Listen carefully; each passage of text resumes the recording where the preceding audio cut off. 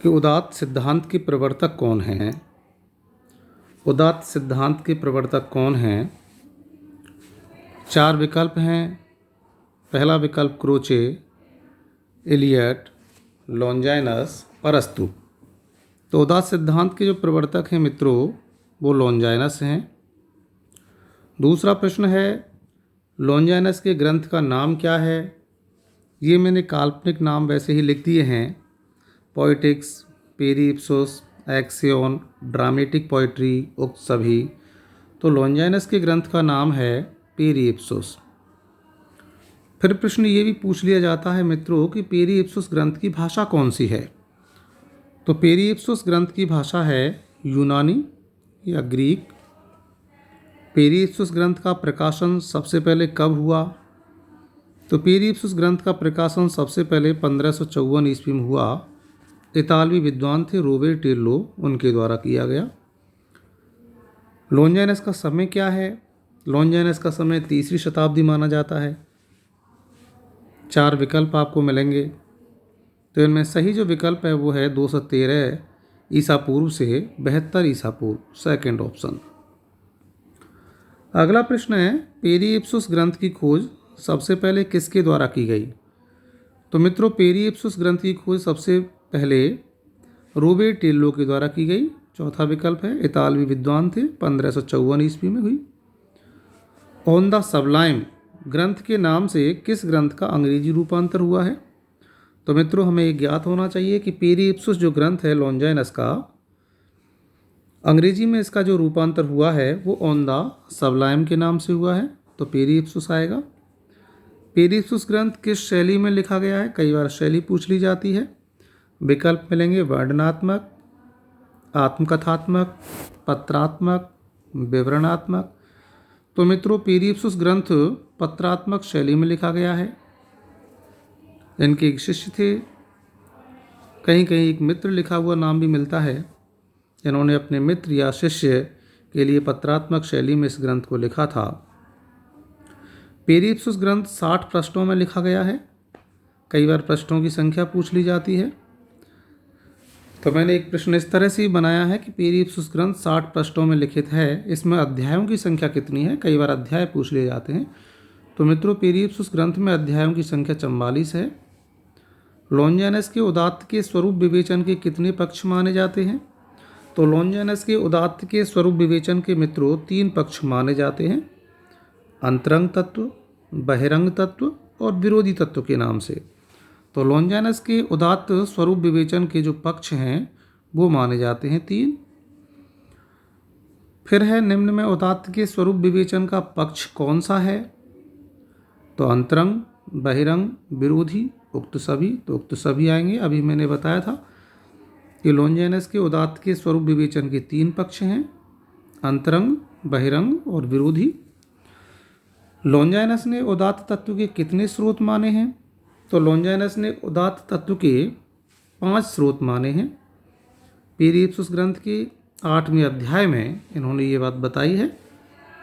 निम्न में से उदात्त के स्वरूप विवेचन के अंतरंग तत्व के अंतर्गत कौन कौन से स्रोत आते हैं? तो मित्रों अंतरंग तत्व के अंतर्गत उदात्त विचार और उदात्त भाव, ये दोनों ही तत्व आते हैं, पहले और दूसरे। उत्कृष्ट भाषा अंतरंग तत्व के अंतर्गत नहीं आता, ये बहिरंग तत्व के अंतर्गत आता है। तो यहाँ पर उदात्त के स्वरूप विवेचन के अंतरंग तत्व के अंतर्गत उदात्त विचार और उदात्त भाव, ये दोनों ही आएंगे, पहला एवं दूसरा। निम्न में से उदात्त के स्वरूप विवेचन के बहिरंग पक्ष के अंतर्गत आने वाले तत्व कौन कौन से हैं? तो उत्कृष्ट भाषा, समुचित अलंकार नियोजन, गरिमा में रचना विधान, उक्त सभी। तो मित्रों ये तीनों बातें बहिरंग पक्ष के अंतर्गत आती हैं, तो यहाँ उक्त सभी हो जाएगा। इसके बाद में अगला जो प्रश्न है मित्रों, अगला प्रश्न ये कहता है कि निम्न में उदात्त का बाधक या विरोधी तत्व कौन सा है? तो विरोधी तत्व के अंतर्गत देखिए बालिता या बलिष्ठता, जिसे बचकानापन भी कहते हैं,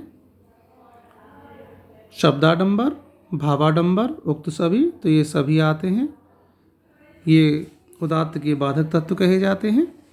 लॉन्जाइनस के अनुसार उदात्त का मूल आधार क्या है? तो मित्रों लॉन्जाइनस ने उदात्त का जो मूल आधार माना है वो माना है महान विचार को। इसमें 4 ऑप्शन दिए हुए हैं, अभिव्यक्ति, अलंकार विधान, महान विचार, आवेग। तो लॉन्जाइनस उदात्त का जो मूल आधार मान करके चलते हैं वो महान विचारों को मान करके चलते हैं। इसके बाद में अभिव्यक्ति की विशिष्टता और उत्कर्ष ही औदात्य है, ये किसने कहा है? औदात्य की परिभाषा है कि अभिव्यक्ति की विशिष्टता या वैशिष्ट्य और उत्कर्ष ही औदात्य है, ये लॉन्जाइनस ने कहा है मित्रों। तो ये लॉन्जाइनस हो जाएगा। औदात्य आत्मा की महानता का प्रतिबिंब है, ये कथन किसका है? औदात्य आत्मा की महानता का प्रतिबिंब है, ये कथन भी लॉन्जाइनस का ही है। ये आत्मा की महानता का प्रतिबिंब होता है। महान विचार महान आत्मा की ही उपज होते हैं। पेरिप्सुस ग्रंथ के किस अध्याय में उदात्त के 5 स्रोतों का उल्लेख है? तो अभी मैंने बताया था पहले प्रश्न में, पेरिप्सुस ग्रंथ में 44 अध्याय हैं, जिनमें से 8वां जो अध्याय है उस 8वें अध्याय में 5 स्रोतों का उल्लेख किया गया है। तीसरा विकल्प सही हो जाएगा। निम्न में संगत कथन कौन सा है? तो मित्रों आजकल संगत और असंगत कथन वाले प्रश्न भी पूछे जाते हैं। असिस्टेंट प्रोफेसर कॉलेज हिंदी व्याख्याता में भी इस तरह के प्रश्न पूछे गए।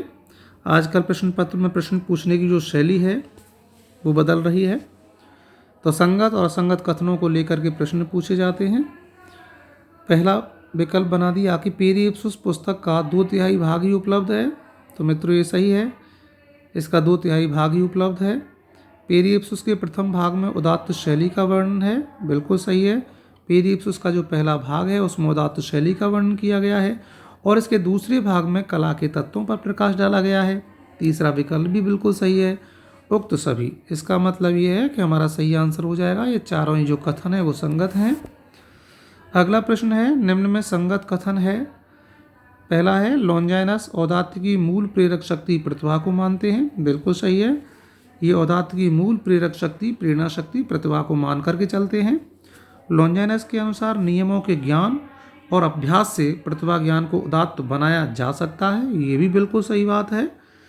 औदात्य का आधार कोई एक गुण ना होकर कलाकार का संपूर्ण व्यक्तित्व होता है, बिल्कुल सही बात है।